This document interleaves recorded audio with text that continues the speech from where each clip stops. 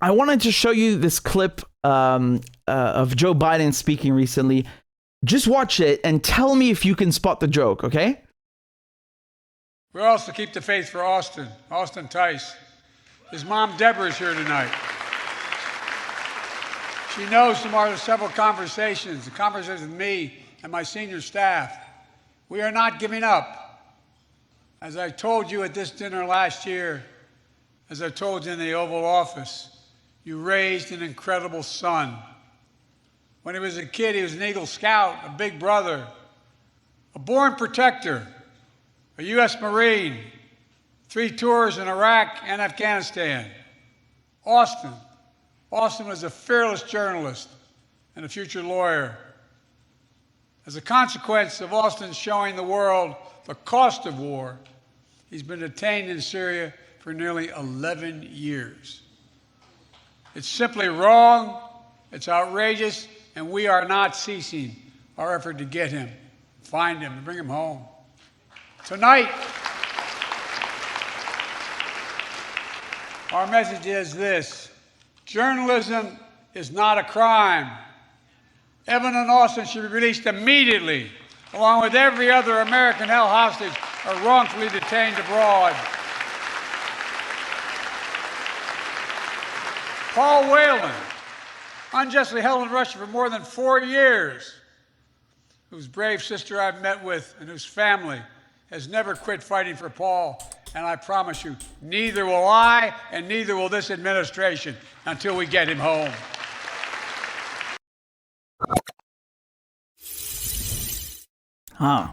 So he says journalism is not a crime.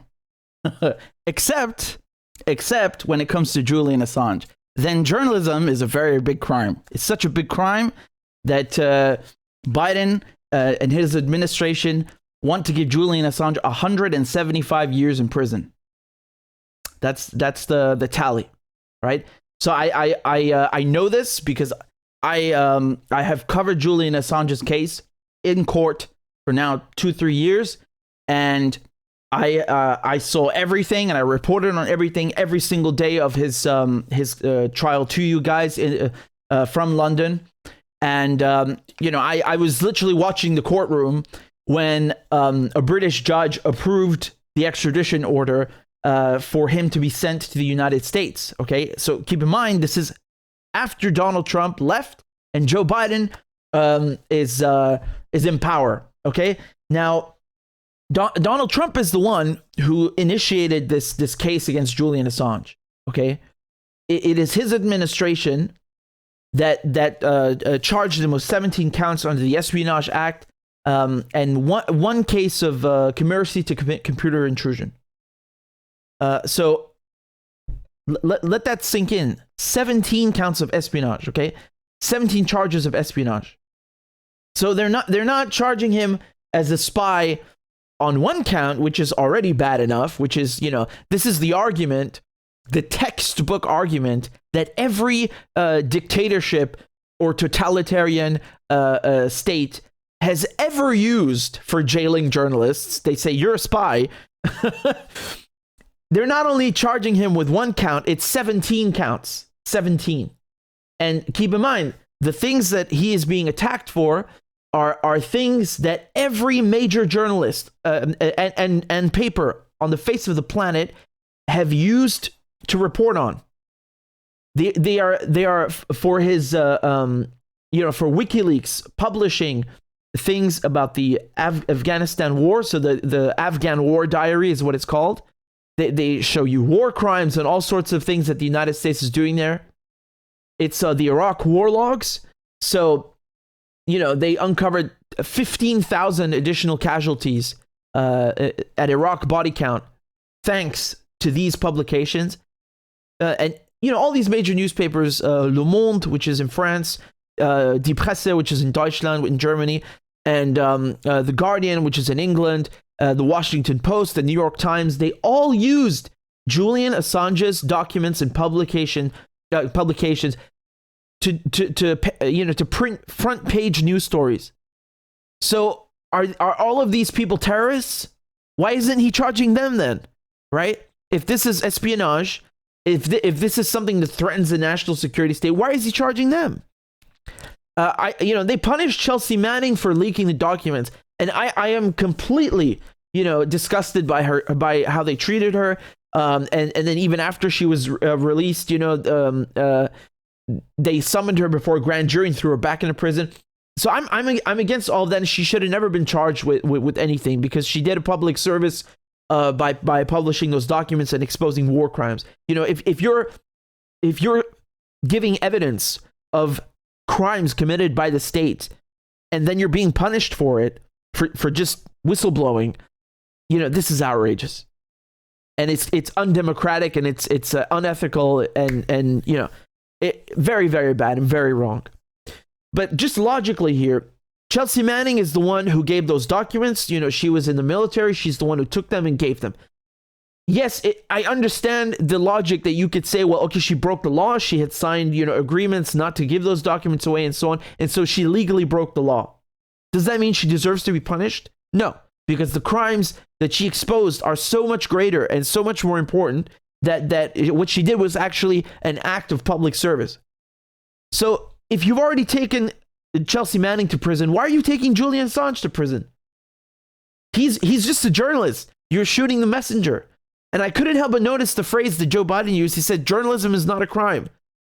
Half of me thinks that this is like, some sick act of irony, because every slogan, that you hear from the Release Assange campaign, is journalism is not a crime. That's the main battle cry that all Assange activists use. It's the slogan of the whole movement. Journalism is not a crime. And then he's standing there and talking about, Syria this and Russia that. No. Look, man, I'm not, by the way, just to be very clear, I don't know what the charges are or what the evidence is against this, against Evan in Russia, right? So he's Wall Street Journal.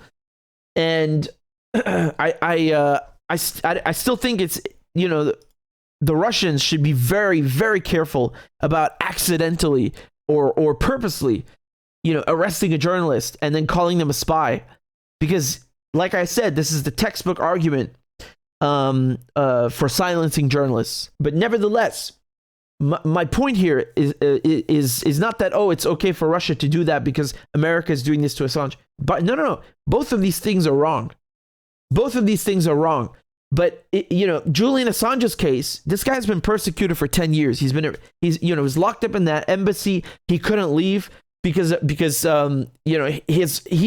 wanted them to preclude extradition to the US, and they refused.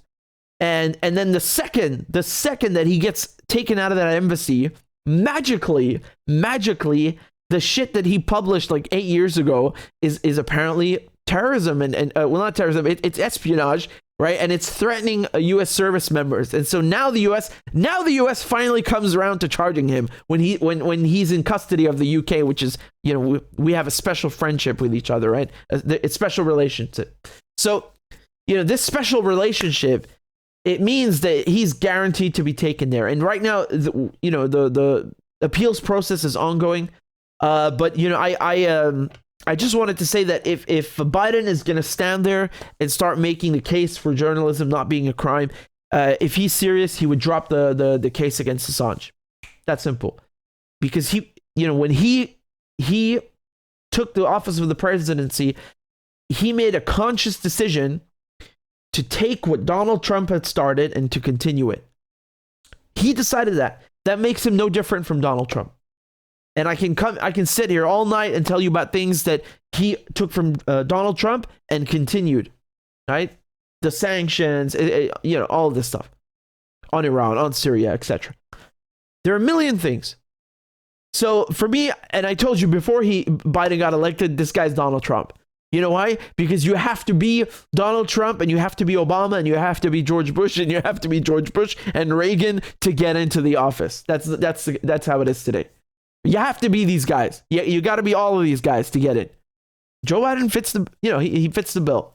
If we're going to start talking about journalists and freeing them, you need to start with Assange because he is the most famous of all of these journalists. His work is the most published out of all of these journalists. He exposed the most wrongdoing by the American and British states than anybody else, and his persecution has been ongoing for longer than any of these journalists. And the sentence he's been being threatened with, 175 years, is bigger than any of these journalists. And the fact that he will be tried in what is essentially a closed-door military tribunal is a bigger threat to democracy and journalism than anything the other journalists are facing. That doesn't mean you shouldn't make their case. You should, but this one is the most dangerous. This one is the most outrageous, and this one is the most important. And Joe Biden is literally the one pursuing that. So he's not just some U.S. official. No, he's the one who's saying, yes, I want to prosecute and persecute Julian Assange. So he has no moral standing to get up there and start lecturing Russia about protecting journalists. Does that mean Russia should protect journalists and not persecute them? Yes, it does. But Joe Biden does not have the right to say these things. And if he really means them, he needs to start by dropping the Assange case. It's that simple.